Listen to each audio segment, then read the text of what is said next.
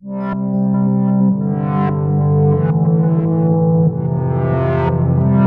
time to talk about the Big 12 recruiting classes. Let's talk about Oklahoma first. They have an 8-man class, and they are ranked 15th nationally. And they have a 91 rating, so they're recruiting at a blue blood level because they are a blue blood at this point.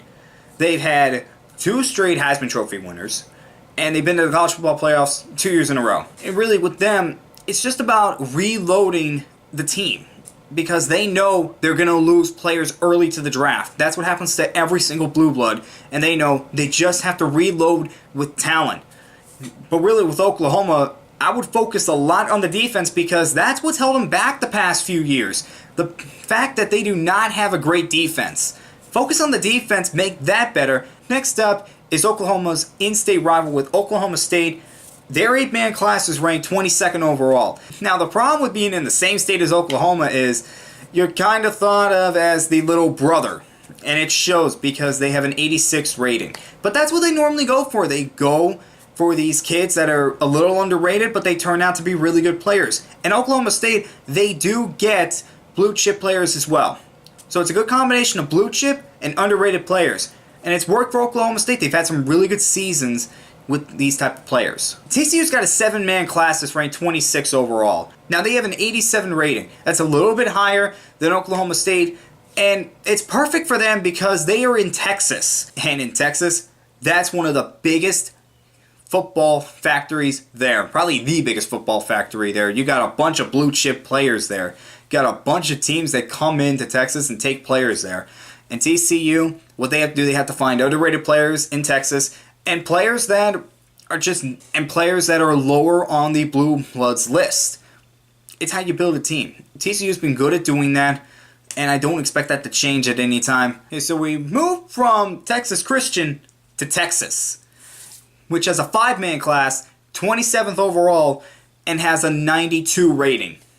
And with Tom Herman, what he has done for Texas recruiting has been amazing. He's gotten Texas back into the list of the top kids in Texas. He's gotten them to look at Texas and say, I could play there. And it's worked. He's gotten some of the best talent there the past few years from Texas, and I don't expect him to slow it down. And nothing, they got to keep improving on the field. They keep improving on the field, they're going to keep those kids at home and keep them away from the blue bloods. Iowa State's up next with their 6-man class that is ranked 35th overall and an 85 rating. Now, with Iowa State, they're not a big team. They're not on a lot of top kids lists.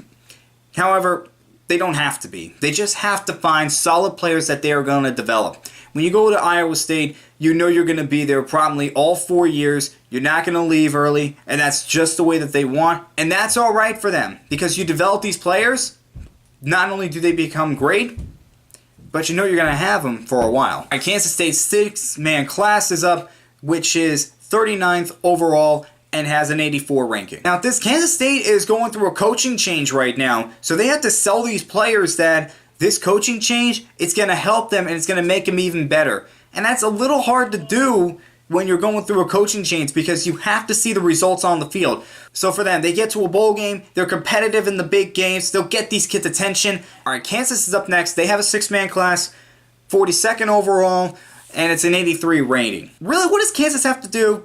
Well, Kansas has, okay, I'm just going to come out and say it. Kansas has been one of the worst teams, probably the worst Power 5 team in all of college football. That's how they've been for just over a decade now. And now they have a new head coach in Les Miles. He has to get these kids to believe that he can get Kansas back to a state of relevance. And for Kansas, they have to produce on the field. That's the only way they're going to get kids' attention. If they produce on the field, if they just improve, just maybe even 4 wins would be enough to get kids' attention.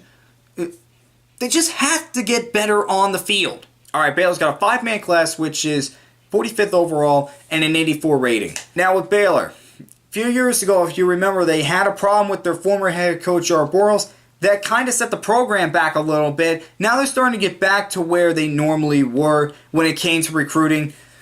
And for them, It's just all about just keep getting better, keep getting these kids' attention, showing them that they have gotten past this and that's not Baylor anymore. If they do that, they're going to be fine. And again, they're another school that's in Texas, so look for kids that are not as high on Texas's list or the Blue Bloods list, and they should have a solid recruiting class. West Virginia's got a 5-man class. It's ranked 52nd overall, and it's got an 86 ranking. But keep this in mind. One of their kids has not been ranked yet by 24/7 Sports or probably any other recruiting site. He's unranked right now, so keep that in mind with this. And with West Virginia, they're going through a transition period. Just lost their head coach, just lost their quarterback, just lost their top receiver.